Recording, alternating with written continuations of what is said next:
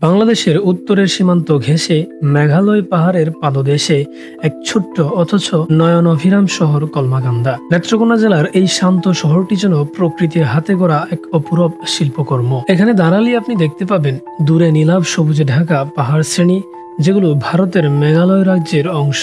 আর সেই পাহাড়ের পাদদেশ বেয়ে ধীরে ধীরে নেমে এসেছে এক অপূরব সুন্দর নদী কংস নদী, যাকে ঘিরে গড়ে উঠেছে কলমাকান্দার জীবনধারা। এই শহরের বিশেষ সৌন্দর্য হলো এখানে প্রকৃতি নিজের মতো করেই বেঁচে আছে। শহরের চারপাশ জুড়ে সবুজ মাঠ, ছোট ছোট টিলা, নদী, খাল আর অসংখ্য জীব বৈচিত্র্যে ভরা বনাঞ্চল।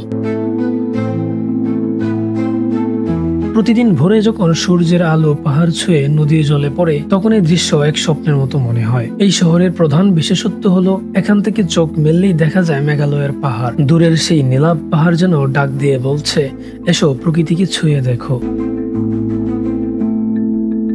প্রকৃতি এখানে বড়ই উদার।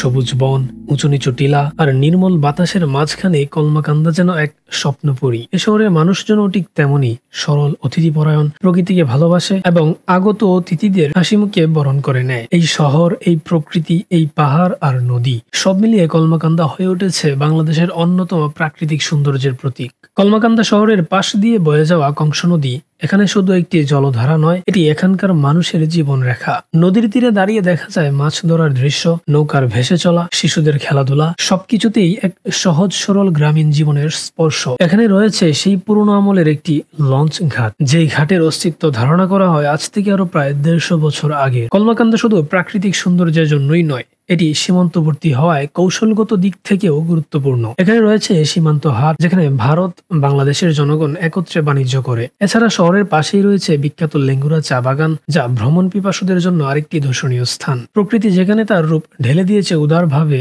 মানুষের জীবন যেখানে সরল ও ছন্দময়, আর পাহাড় নদী যেখানে মিলেমিশে তৈরি করেছে এক অনন্য চিত্রপট, সেই জায়গাটির নামই হলো কলমাকান্দা। এটি শুধু একটি শহর নয়, এটি এক টুকরো বাংলাদেশ, যেখানে প্রকৃতি এখনো প্রাণে প্রাণ মেলে বেঁচে আছে।